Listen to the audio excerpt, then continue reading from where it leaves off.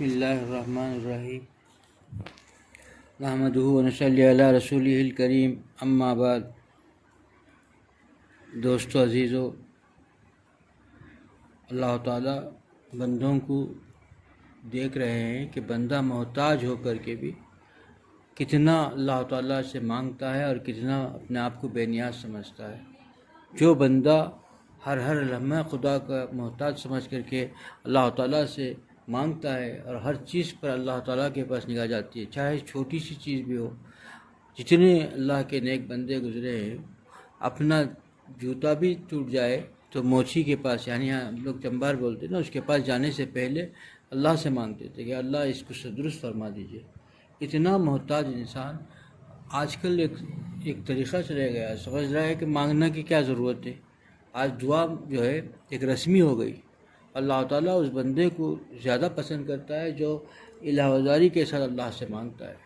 حضور اکرم صلی اللہ علیہ وسلم کی دعائیں دیکھیے، پانچ گھنٹے دعائیں مانگنے میں 5 گھنٹے صرف ہو دیتی ہے۔ اتنا وقت، اتنا طویل دعائیں مانگی، اور ہم 5 منٹ مانگتے ہیں کہ گھڑی رکھ کے دیکھ لیجئے کہ ہمارے دعائیں مانگنے کا کیا وقت ہے، تو 5 منٹ مانگے تو وہ پہلو بدلنے لگتے ہیں۔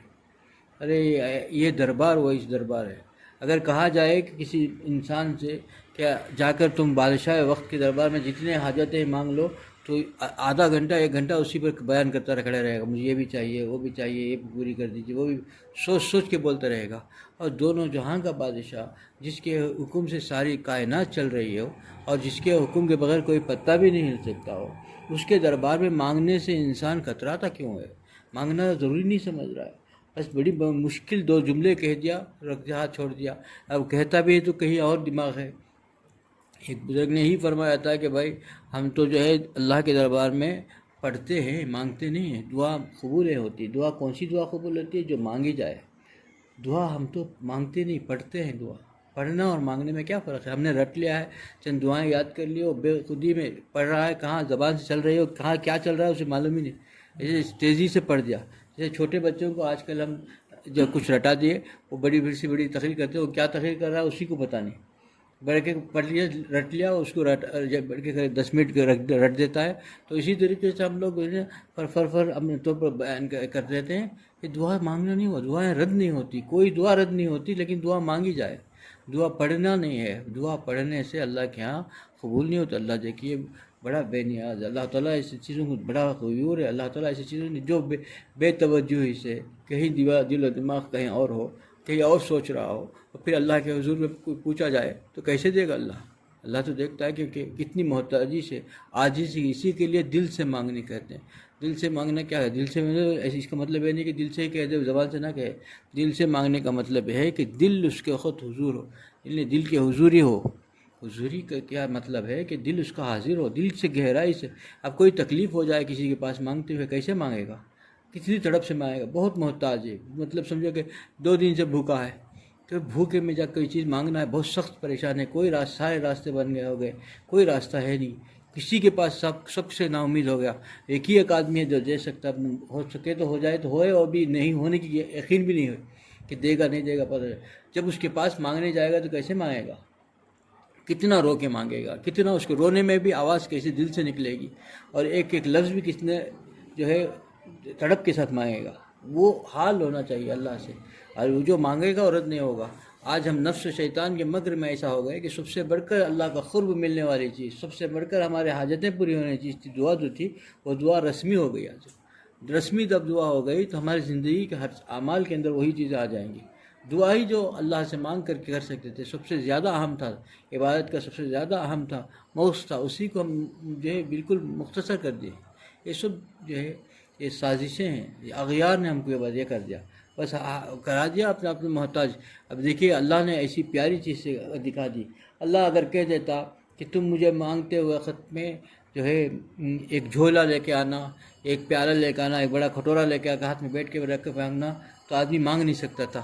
اب ایسی چیز دکھا دیا کہ ہاتھ اٹھا کے آدھی رات میں اٹھ گیا، حاجت یاد آ گئی، آنکھ کھل گئی، 2 ہاتھیں اٹھا دو میں دے دوں گا، اگر بول دیتا کہ تم باوضو ہو کر کے ہاتھ میں جھولا لے کر کے یا بڑا کپڑا ہاتھ میں پکڑ کر کے سامنے بیٹھو گے تب میں دوں گا، یا کوئی جو ہے برتن لے کے بیٹھو گے تو میرے پاس مانگنا پڑے گا، ایسا نہیں کہا۔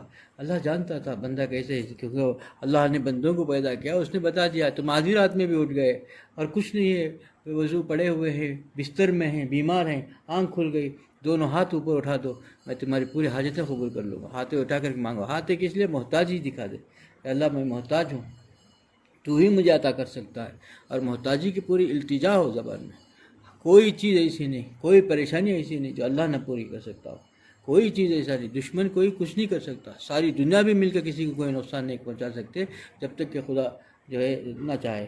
اور خدا جب اللہ تعالیٰ کے اوپر جو ہے، اللہ تعالیٰ کا خاص کرم ہر بندے پر ہوتا ہے، لیکن وہ کرم اگر کسی وجہ سے ہم نے ناراض کر کے اللہ کو اس کے نگاہ کرم کو ہم نے جو ہے ہم محروم ہو گئے، ہم نے چھوڑ دیا، تو پھر جو ہے ہر چیز ہم کو تکلیف دے گی، دنیا کی چاہے جن ہو یا انس، کوئی کسی کو تکلیف نہیں پہنچا سکتا جب تک کہ خدا کے پناہ میں رہیں گے۔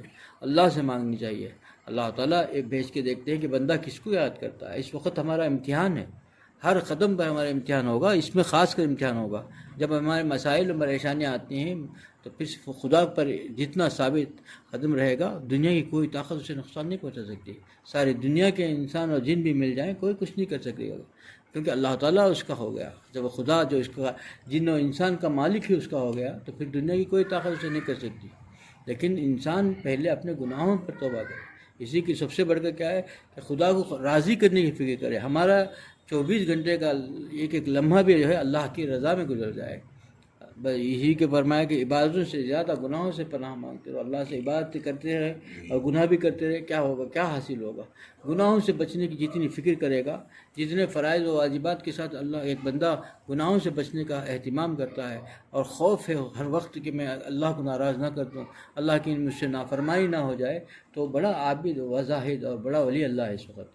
اور ہم میں سے ہر آدمی غور کر لے کہ ہم کیا کرتے ہیں۔ ہم کو جو ہے نمازیں روزے سے سب ہوتا ہی، لیکن اپنی آنکھ کو، اپنے کان کو، اپنے زبان کو بچانے کی کوئی فکر نہیں۔ زبان جیسے چلتی ہے چلتی رہتی ہے، کان جیسا سننے میں لگا ہے، غیبت سننے میں لگا ہی رہتا ہے، اور جو ہے نگاہوں کی ہے کوئی، اس کی نگاہ کا کوئی یہ نہیں، باؤنڈری نہیں، ساری نہیں ہے، نگاہ جدھر چاہے اٹھ جاتی ہے، جہاں چاہے رک جاتی ہے۔ یہ نہیں ہے کہ تمیز ہے کہ حرام حلال کی تمیز نہیں رہی، جس کو اجازت ہے کس کو اجازت نہیں ہے اس کی تمیز نہیں رہی، اور نہ اللہ تعالیٰ کی نافرمانی میں نگاہوں کا استعمال کرے گا، اللہ تعالیٰ کو ناراض کرنے والے کام میں زبان کو استعمال کرے گا، اللہ تعالیٰ کو ناراض کر کے اللہ کے غضب کو دعوت دینے کے لیے کان کو استعمال کر لے گا، تو پھر اللہ تعالیٰ اس بندے سے کیسے، اس بندہ کیسا بچ سکتا ہے اس اللہ کے خیر سے؟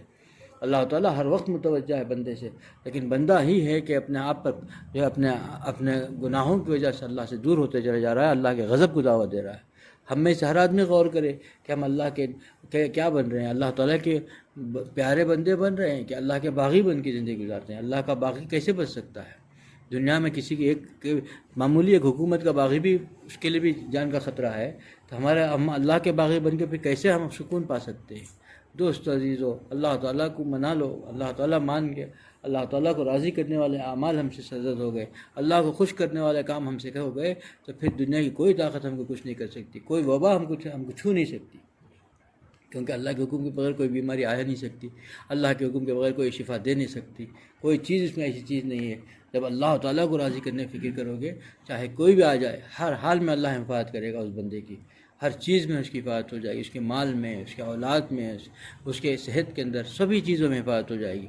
آج انسان سبھی چیزوں کی فکر میں ہے، لیکن ہے فکر تو اس کی ایک ایسی سمجھ رہا ہے کہ بھئی ہم کو صحت ہے تو ہمیشہ رہے گی، بعد میں کر لیا جائے گا، یہ غفلت ہے۔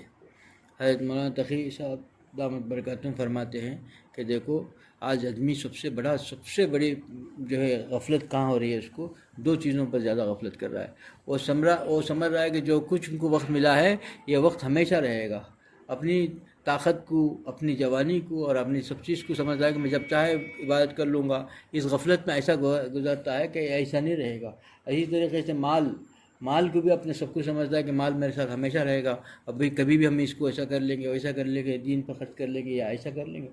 تو مال کتنے لوگ ایسے گزرے ہیں جو مالدار تھے، بڑے بڑے مالدار تھے، اور اتنے محتاج ہو گئے کہ ان کے بچوں کو دیکھتے ہوئے آنکھوں میں آنسو نکلتے کہ بھئی ان کے والد تو بڑے مالدار تھے اور بیٹا محتاج ہو گیا۔ کہ اللہ تعالیٰ جو ہے دنیا میں دکھا دیتا ہے محتاج ہی، کیونکہ جتنا انسان لاپرواہ ہوگا اتنا ہی امتحان میں چلا جائے گا۔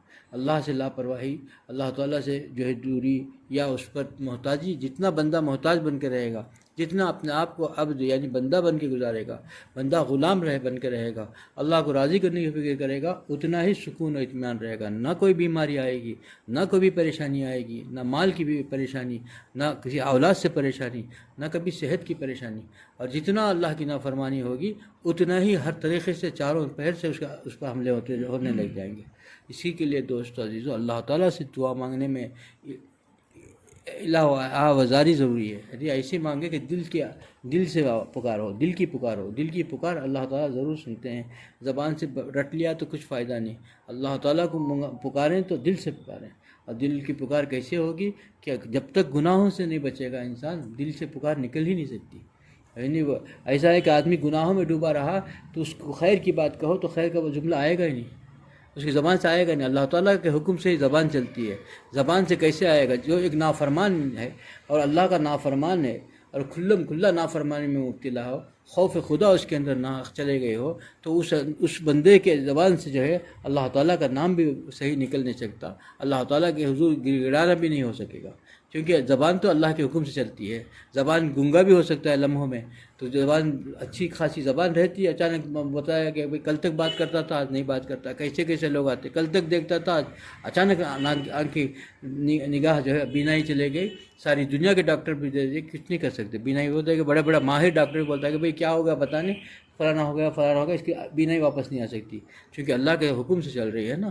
تو پھر اللہ کے حکم سے جب اللہ تعالیٰ حکم ہوگا تو ہی زبان سے اللہ کا نام نکلے گا، اللہ تعالیٰ کے حضور دعا کرنے کی بھی توفیق ہوگی۔ اسی لیے نافرمانی نہ کرو۔ ہمیشہ ہر آدمی اپنے گریبان میں منہ ڈال کر دیکھے، اپنے دل کے دیکھیے کہ کہاں اس کے اندر نافرمانی کی چیزیں سرسد ہوتی ہیں۔ اگر ہوتی ہیں تو پہلے توبہ کر کے اللہ کو منانے کی فکر کریں۔ اللہ مجھے بھی اس پہ عمل کی توفیق عطا فرمائے، آپ لوگوں کو بھی اس عمل کی توفیق عطا فرمائے۔ وآخر دعوانا الحمدللہ رب العالمین۔